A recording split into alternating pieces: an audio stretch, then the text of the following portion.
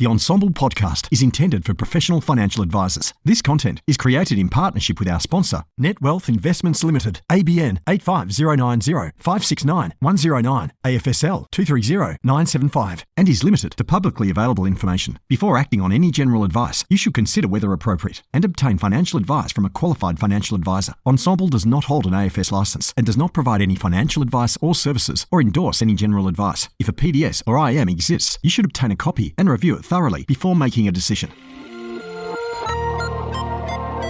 AdviceTech. As if it wasn't enough to be across TMDs, Alpha, Beta, Rule of 72 and all the other nuances of financial advice. Now advisors are expected to be across all the technology options too, and there's so many of them. But never fear, Peita D is here. Join me each week on a journey of discovery through the software and apps on offer for advisors and advice businesses. So let's dive in, fellow advice explorers. This podcast is proudly sponsored by NetWealth. Imagine a world where you can offer clients access to local and international investments. A world where you can engage with clients meaningfully, backed by powerful data and insights with mobile-friendly technology. A world where you can build business efficiencies through scaled managed accounts and bulk reporting. And a world where you can get all the latest news, research and insights to spot the changes that really matter. Wealth is more than just money. It's about opportunity and progress. A world of opportunity awaits you at netwealth.com.au/woo. Hello and welcome to the XY AdviceTech Podcast. I'm Peita Diamantidis, and the guest joining me here today to deep dive into the iComply2 or IC2 for cool dudes suite of tools has been a practice manager who, like me, sees loads of repeatable processes that can become automagic, started the software game back in 2017 and is the first head of a licensee that I've discovered with a Calendly booking form on their website, so you can make a time to chat to him. Thank you so much for joining me on the show, Anthony Lyon. Woo! Thank you, Peita. It's great to be here. Thanks for having me. Not at all. You are most welcome. Look, we'll dive into all things tech in a second, but just to get to know you a little bit better as a user of technology, what is your most used emoji? Do you even use emojis? I couldn't narrow it down to one because I'm such a big emoji user. Nice. So it can all depend on who I'm talking to. So being a completely remote business, we use Microsoft Teams. So nice. It's quite often that I'll give a thumbs up for good work in the team. Yep. If I'm talking to friends or family on text, there might be a Hawaiian shuckers or even the perfect hand signal. Yes. And then in marketing emails, so we're creating our own marketing emails. I recently used a bomb emoji. Nice. You know what? The emojis, particularly in subject lines even, can really catch people's eyes, can't they, with emails? Definitely. I've noticed that with myself. I've started doing it with our clients. I'm like, going to get your attention with an emoji in this subject. I need you to click. Yeah, definitely. It's actually, when I'm coming up for marketing ideas, I'll go and look at other large softwares and try and get ideas of the things that they're doing. Yeah. And so I definitely sort of steal a lot of those ideas from the big guys. Me too. I'm a avid watcher of my own behavior, like why did I click on that exactly? That sort of stuff. Absolutely. All right. So that's your emojis. If you had to delete everything off your smartphone and just keep 3 apps, what would you keep? Yeah, I've actually been trying to do this myself. So I've got rid of all the socials, getting the screen time down. So if I had to narrow it down to 3, the first one I would be keeping would be Microsoft Teams. Again, nice. It's all that. That's a staple of all communication in the business. Mm-hmm. Secondly, I would keep Spotify. So sitting here in the office by myself, I need some background music to keep myself entertained. Yeah. And the third one is actually a bit of a shameless self-promotion here, but we do have an IC2 projects on a mobile version of the app. So awesome. I need that app to make sure it's working, make sure it's improving, and just to develop out the product. So nice. I couldn't delete that one and leave all the users behind. All in, right? We're all in together. I love it. So let's dive in. Let's dive into the tool. But let's start a bit higher though and get just a sense of where this tool sits in the advice tech marketplace. You know, so who does it sort of normally play alongside, and who might you be compared against in a general sense? Yeah, I think I think it sits in this unique space where we're focusing on really connecting teams. So Right. it's a bit different to your traditional advice software. But Yep. really, it's trying to connect the teams in the project management and the AFSL management space. Yeah, so the project management thing I want to dive into straight up because I could go on a rant here. The managing pipelines and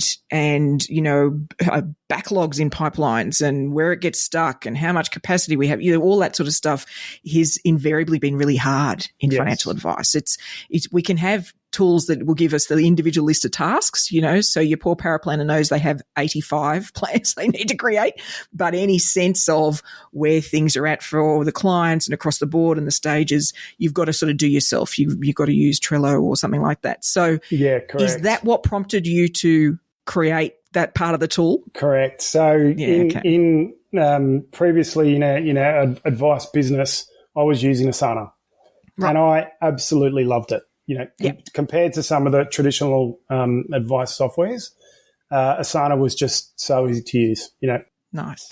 Build your advice template and assign the tasks, and you could drag and drop, and the functionality was just so much better, right? Yeah. The limitation I found with Asana and Monday.com and ClickUp and all those sorts of the different apps was I couldn't really integrate it with my CRM. So if I was working on a project and it was for, Joe Blogg's client, I couldn't assign it to a Joe Blogg's client. Okay. So that's where we sort of build out the project management, which is very similar to an Asana and a Monday, but integrate it with Xplan. So you can pull through your clients and assign it to your CRM. Okay, nice. So it's sort of giving that extra layer over, say, explaining what you're doing. Correct. It's giving you that insight. Okay. Correct. And, as soon even, if every practice is going to be doing their own projects that aren't client, around servicing the client. And especially if you're running your own AFSL, you've got compliance managers that cannot use any of those, if we're talking Xplan threads and tasks and things. So they kind of have to go out and find their own separate software anyway. Right. And so what we've done is really bring all those components into one project management space. Nice. And it's something that potentially the listeners may not become aware of. I know that in our practice, we have as many projects as we do client work. Like we're constantly doing that sort of evolution. It's something we've practiced. But for many, they haven't.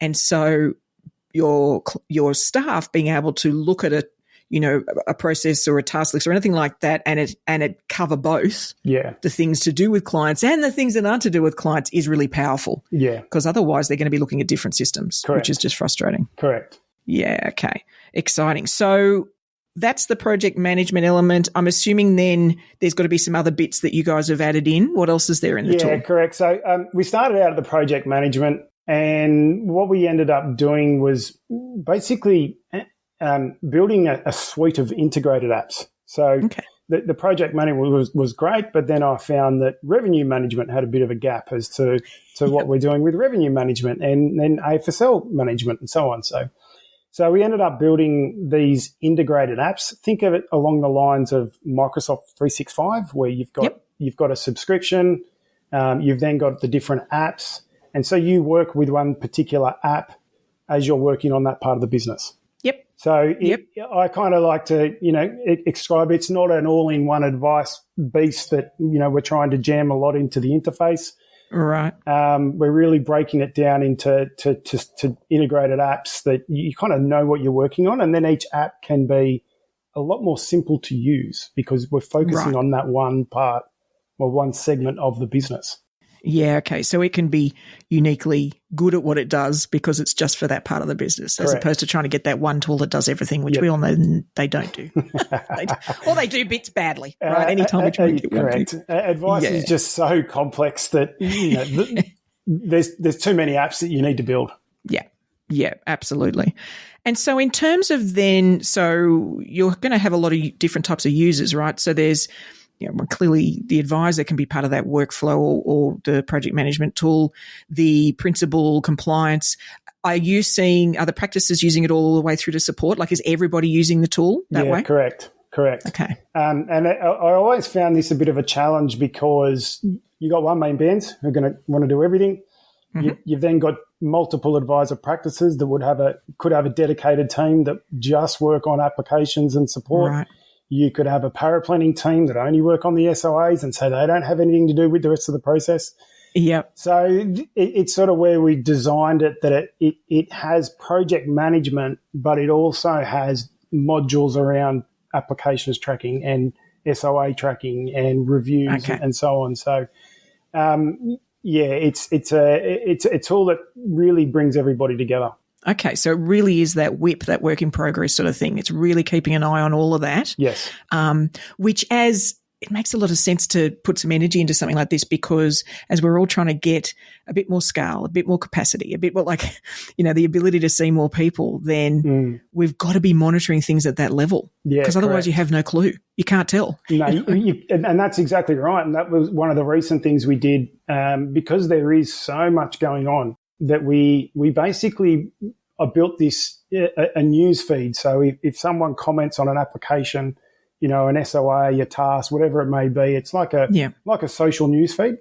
Yep. And so it pulls out all the activity from the different components, and you can just make a comment from within the news feed.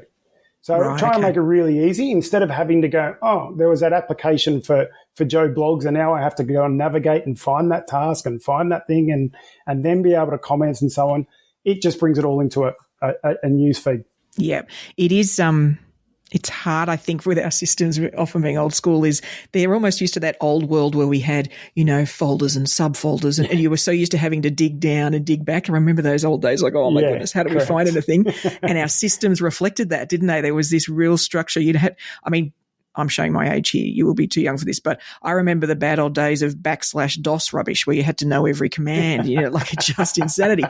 It's not like that anymore, right? We can design these sort of windows for our teams that mean they can get to what they need to get to faster. Yeah, definitely. So why not? Definitely. I think it's definitely about trying to bring the advice space into new modern technology, and it kind of needs a tool to sort of shake that up and change things a bit. Yeah, okay.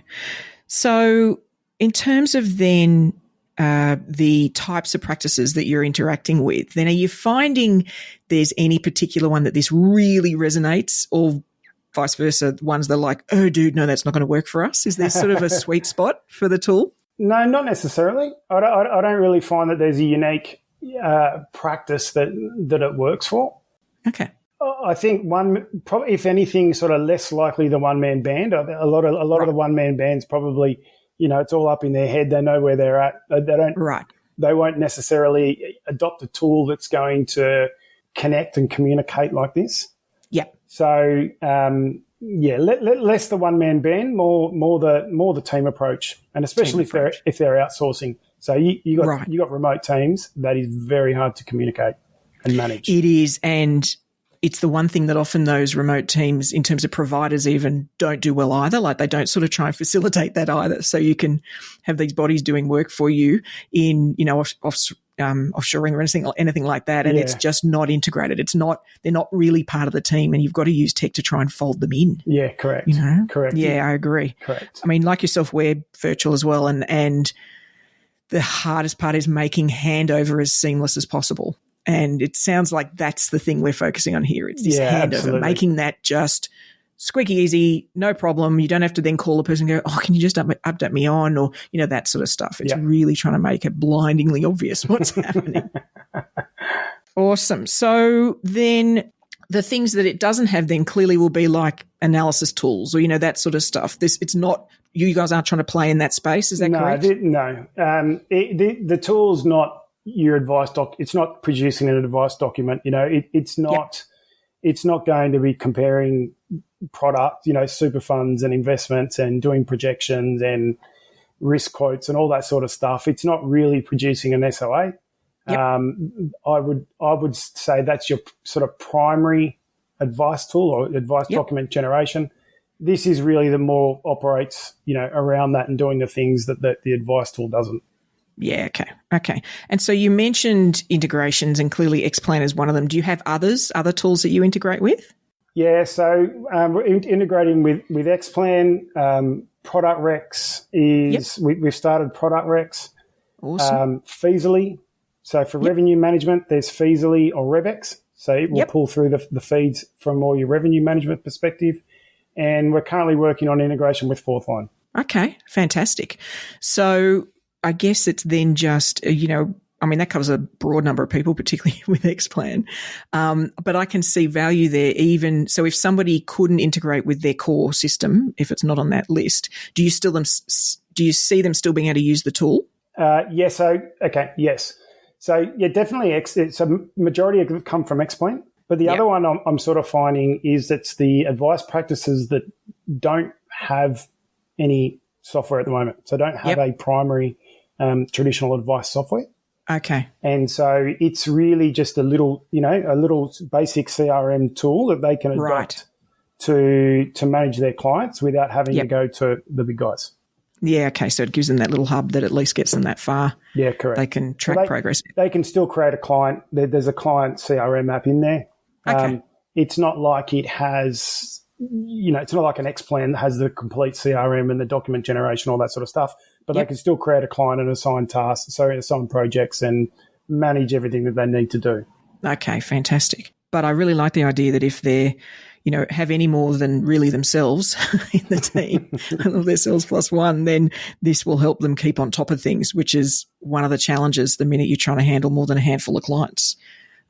Is just where are things at and what are we doing, which is exciting. So then in terms of client interface, I'm betting that is there any element that's engaging with the client directly, or is it really behind the scenes? So there's a fact find. So there's an online fact find. An advisor can, create an online fact find, send a link to their client. That fact find can be accessed on the desktop or mobile. So I kind of like to picture that the client might have a wine in hand after a long day or a Friday night, whatever it may be, and sitting there on their mobile completing the fact find. Mm-hmm. And the advisor can even create custom question sets in there. So awesome. An example might be around, what are the client's ethical investment preferences, if any? Yeah. And so they can ask those sorts of questions unique to the way they want to ask. So collect the data how they want to collect it. Great. And so that then sits in the CRM? That's where that data goes? Yes. They could push that. They could push that to Xplan. Yeah. Okay. So any of the unique, custom created questions obviously wouldn't go back in, but your assets, liabilities, income, expenses, all those sort of pretty standard question sets will go back into Xplan. Cool. Okay. So, and I'm interested because, a lot of the tools now have these fact find things. What was the trigger for you guys to do that, given what you're doing is sort of more operational than it is client engagement? What was the trigger for you to go, look, we need to add this. This is a feature that's necessary. Probably there's I thought it was a bit of a gap in our software. So when I'm talking about going around the advice document creation piece, we weren't really engaging the client to start with. So that was one piece, right? We could engage the client, collect the data, push it into Xplan. Xplan would then feed into the project management space and feed into the client CRM. So it was just a bit of a missing piece to actually get all the data and get the process started. Yeah, okay. Okay, perfect. And so in terms of then your current users, you've got people and practices using it, then what is, some of the features that just don't get used as much as you think they might in the future? Like what's the stuff that people should be looking a bit harder at? Yeah, I find there's the AFSL compliance app is one that doesn't really get adopted. And I kind of feel that a lot of practices or a lot of, smaller AFSLs tend to leave that to the compliance consultant. Okay. So they might not have the confidence to be able to, use the hairy, scary C word that the people try to find it hard to tackle a bit. So this tool is really making that as simple as possible. So giving you a tool to manage the AFSL on a day-to-day basis, which still works in tandem with the compliance consultant. Okay. So you may have a senior paraplanner who is quite experienced in all things compliance, but doesn't quite have the tools to wrap their head around what that job actually involves. Yeah, okay. And so what type of, on a day-to-day basis, what type of things would they be doing in that app or that section of the tool? So it's managing all your AFSL registers, so policy registers, complaints, breaches. Yep. There's even, if you look at it from an AFSL point of view, the advisors themselves are the clients, right? So we're taking file notes and hairy, scary conversations we may have had with advisors. So anything that's really, demonstrating to ASIC the advice monitoring is happening and keeping records of it in an easy to use software. Which is really important because it's one of those things that isn't focused on. You're right. It's just not, even if it's not your own AFSL, to have some place where those things can go and the team can be trained to know how to, you can make that even more thorough than it might otherwise be. Yeah. The more process driven and automatic that stuff is, the better. Yeah, that it's all there. It's easy. I just enter it here and I update it there and I tick that box. And we've got to normalize these things because it is just part of the business, right? It's just part of what we do. It shouldn't be this other thing. Traditionally, for example, in all the advice registers, we seem to just have an Excel spreadsheet. And we're just using Excel spreadsheets for everything when it comes to compliance. And we don't do that when servicing the client. We're good at looking for technology solutions to service the client. But then when it comes to managing the AFSL, we seem to be operating off Excel sheets. Yeah, and it's you're absolutely right, and it's it creates another sort of mental friction too as well. I'm going to have to go over there and do that thing. Whereas if it can be wherever you are or close to it, then it means you just get it done. Right, we'll just have to register that. He didn't like the fact we called him at 9 p.m. Very good, whatever. Whatever it is, you just get it done. Right, you just sort of put it in the system and proceed accordingly. And I think you're right. The normalizing of compliance behaviours can make such a difference to a practice. And it sort of, rips out some of the fear about that sort of thing. Yeah. So aside from that, are there any other elements of the app then so we've got the compliance of the AFSL element, we've got the pipeline or the project management. What else is there? A CRM? That can sort of be like a basic CRM? Basic CRM. For people? Yeah, correct. So your basic CRM, if you're integrated with Xplan, it still pulls through assets, liabilities, income, all those sorts of details. If you have an IPS license, you can view portfolios. Okay. So it's quite heavily embedded as far as the data that pulls through from Xplan. Yep. Another one is managing service agreements. So managing opt-ins and service agreements. So you can set all your templates for generating the service agreements. Yep. If you use RevX, so it's quite common to use RevX, and you can pull through the RevX data linked with your Xplan. So it sort of creates a seamless connection between Xplan and RevX to then pull all the existing fees that the client has paid. And we can send them a link to then click to opt in. Fantastic, because it's just horribilis, that stuff. It's the layers of manual stuff. If you don't have it, all coordinated and set up is truly horrible. I mean, it's bad enough that there's a level of provider then, challenges that we've all got to go through as well. But just getting that first step streamlined. Yeah, correct. I mean, for some practices, it's a whole person that's doing this stuff. Absolutely. It's just crazy. So, awesome. Okay. So, working with RevX, in terms of down the track, do you have any plans on the integration front? I know you mentioned Product Rex and the others. So is there any more that you're sort of thinking of down the track that you'll start integrating with? No, not necessarily. If users come and, suggest an integration, then we're definitely keen to look at it. I'm probably not really looking or actively looking to go and integrate with, some of the advisor logic or advice intelligence and those sorts of things yet. Mainly because it is such a big job. Integrating with those CRMs is horrible. Is a huge task. And to do that across multiple advice softwares. huge. Right? It is. It's horrible. It's probably more building out the capabilities of the apps and growing that app suite a bit more. So one I'm working on at the moment is a marketing app. Okay. And awesome. so for advice practices that would be sending out their newsletters to clients. So think along the lines of a MailChimp where you can build your marketing emails integrated with Xplan. So it pulls through all your CRM, a list of email addresses from all your clients. Yeah.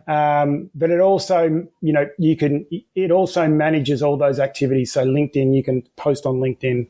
We can manage all our blogs on our website and all that sort of content creation and mapping out the calendar. So a real marketing content calendar, and then sending out the newsletters to clients. So just trying to bring that. I think there's not really much in the advice space as far as marketing goes for clients. No, not if anything at all. So certainly. I mean, there's the general ones that are outside of advice, but certainly not many within advice. The only ones I'm aware of are in the US. They're not. Yeah, they're not here for sure. It's they're definitely ahead of us on the marketing front. Yeah, they might be behind us on other things, but they're definitely ahead of us on marketing. I think it's actually majority of advisors. There are some really good advisors that you see on LinkedIn and have got some great content. I think generally though, advisors probably aren't great at that whole marketing piece and thinking, well, understandably, where do I start, and how am I where do I start, and how am I going to do this, and how am I going to how do I make this all happen? It's just overwhelming, and it is, and it's almost like I'll worry about that another day. That's not today's problem. Yeah, and I think even though we're in a world now, I mean, I don't know about what you're hearing from advisors, but I'm certainly hearing there's more clients than there are days in the week sort of thing. So there's loads of new business. What I think though marketing is going to be about now is that, well, making sure your marketing attracts the clients you want. Yeah, correct. Right. So it's niching it rather than the general, woohoo, doors open, we'll take anybody, which has been the old school way of marketing and advice. I think that's where it'll get clever. Is when people can really tailor their messaging so that it attracts the right people and almost repels the wrong ones. Yeah. Correct. It's like, oh no, I don't want to do that. Yeah. Good. Perfect. Saved you and me time. This is awesome. So looking further down the development path, because, I mean, like myself, you have a particularly operational lens on this stuff. So you're sort of coming at it from really the granular, how we do it day to day. Do you have anything way down the track that's like the ultimate unicorn wish item? Like, oh, if I could just fix this thing, that'd be fantastic. Yeah, I would like to be able to produce an advice document from here under the current regulation scheme. That's a big job to have your super and your investment comparisons and all your different modules and things like that. Fingers crossed in the not too distant future in the new world of advice and where we land with that. Hopefully that might be a bit easier, that we could be able to produce simple, easy to read advice documents from the software. Yeah. Yeah. It's so interesting when you talk to people outside of our industry and you talk about those frustrations and they just look at you so blankly. Like, what do you mean it's hard to produce documents? Like, and they're sort of right in that, yes, there's thousands of permutations. So without a doubt there are. But honestly, that's all they are. It's just that our tech hasn't kept up. It's just that it's still clunky and difficult to do those things. Yeah, it's having all those comparison tools on those modules and how much detail the advisor wants to go into all those sorts of things. Yeah, and I've got to say that's what, to me, one-off really good tools like the Product Recs I think are really powerful because they just do that thing well. And they nail it. Product Recs is great. Yep. Yeah. I'm like, quick to understand, easy to use, and it does the thing really well. Yeah, correct. So it's powerful. And the more we get of those, I think probably the easier for people like yourself to just go, all right, do I need to develop that or do I need to plug it in or partner with or, those sort of things. Whereas currently, you're right, it's sort of all or nothing for some of this stuff. It's just all a bit clunky and complicated and difficult. Is there any of the elements we've missed? Have we missed an app or a section of the tool? No, we've covered it all. Woohoo! Well done, team. All right, Advice Explorers. If you'd like to find out more about the iComply2 or IC2 system, then the website link is going to be in the episode show notes, along with the gentleman's LinkedIn details. So I'm so sorry that you may get people reaching out on LinkedIn, but that's a good thing. Oh, and they can find your Calendly link on the website, which I've got to say, I've just got to go back to that. I love it when people are that open about being able to chat to you about things. So I think more advisors should be doing that. I know we're all wary because we just don't want people to make appointments, but honestly, they don't. I doubt you've ever had a willy-nilly strange appointment set through the website link. So No, the only time you get an appointment is we have to send a link and say, here, literally click here and book in my calendar. Right. So I think it just shows an openness that's really positive that we could all do with a bit more of. So thank you so much for joining us on the show, and kudos for diving into the adventure that is software development, because it's something sometimes a little shark infested, but you are fighting the good fight. And I look forward to seeing where the tool goes in the future. Thank you so much for having me. So folks, a bit of a new one there, right? Are you a current user of IC2? What a cool name. Do you agree or disagree with what we're chatting about? Has it caught your eye? Are you interested in more? No matter what, please share your insights in the XY community platform, because I think we're all a bit curious and we'd love to share everybody's experiences.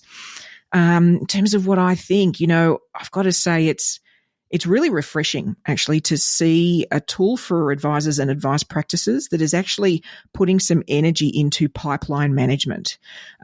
This is one of those things that's always seen as solely, a practice manager job or a business owner job.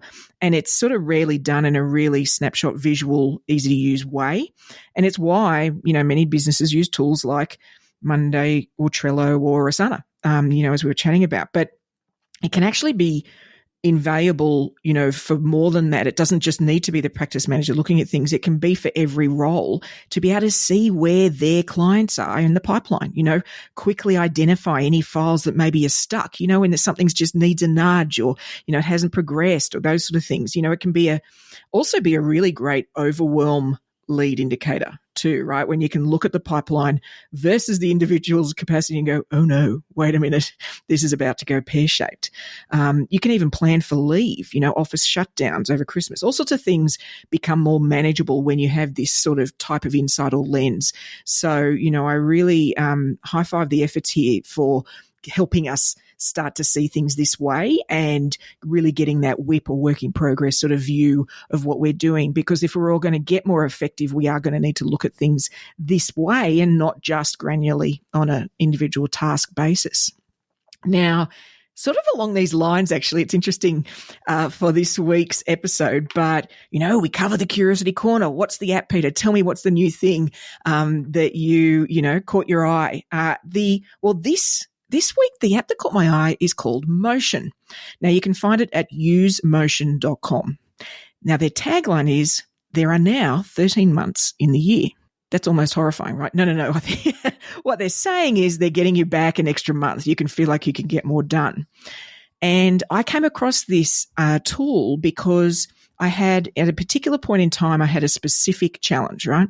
I was actually covering the workload of another team member who went on extended leave, right? And so rather than just running a practice and other sort of, doing this, other sort of things that I was working on, I was also on the tools, constantly dealing with clients. And so I was juggling a lot more tasks than normal and basically just felt like I was constantly making to-do lists, bumping things, and couldn't ever get a real handle on if I was making progress. As the more I did, the more tasks that seemed to get created. Yeah. So I actually ended up using Motion with my calendar app. So it's sort of embedded in Google Calendar. I think it does it with others also. And what happens is client work, so you might have just had a meeting and based on that meeting there's a certain amount of work that needs to get done. Then let's say it's, review, collation and production or new advice SOA, whatever it is that triggers that. We all know that it's about X hours for a review, whereas it's Y hours for an SOA. So as soon as I become aware that that's going to be down the track, that there's a point at which I'm going to have to do that work, then it gets entered into motion for that, just with the client's name, the amount of time and a date ideally I want to get it done by. And motion, and you do that just as you come across them. So it's sort of like looking at your future workload. And motion then uses AI to assign that workload into all the gaps in your calendar, between meetings, between conferences, get it done before your exercise. You define when you are working, the definition of that, or when you're available, and it fits them in. And what's cool is you don't then have to bump the tasks, just because a day gets blown out by something that's out of left field. You don't have to bump them. Motion does it for you, and then it optimizes it for you. So what this ended up doing is I really rapidly got a good handle on how far ahead my workload efforts were booked out, right? So how far ahead was I going to need to make sure I had the time to get all this done? And I could then determine if, say, I could take on an extra opportunity that came up or a new project I wanted to kick off based on how far out the client work was scheduled by motion. So to be honest, for that window of time, it truly saved my sanity. And it actually also really empowered me to knock more things off in bite-sized pieces as when I did the small section of it, maybe it was only a portion of that work and ticked it off in the app, then I could see the impact it had on the scheduling of all the other work that got shuffled around. So it's sort of quite empowering in that sense. So you feel like you're really making progress. So check it out. Let me know what you think or if you think it adds value. Well, that's all we've got for this week. Be sure to subscribe to the podcast so you'll get your advice tech fix automatically sent to you each Friday. And if you'd like a speaker to run your audience through client portals as the next big thing in advice tech, along with a step-by-step process to work out if, they even need one and how to implement it in the practice, then I've actually got an upcoming either an initial webinar on the topic or even a full-blown in-person masterclass. So feel free to reach out if that's of interest. We're also going to be covering that as part of our Niche Down and Scale Up workshop in February. So after we help you work out exactly who you want to serve in 2023, you can then work out if a client portal is the right way to add that value. If any of that is of interest, then please reach out to me on LinkedIn /PeitaMD. That's PEITAMD. Otherwise, I'm going to look forward to turning up in your earbuds next week. And remember, Advice Explorers, stay curious.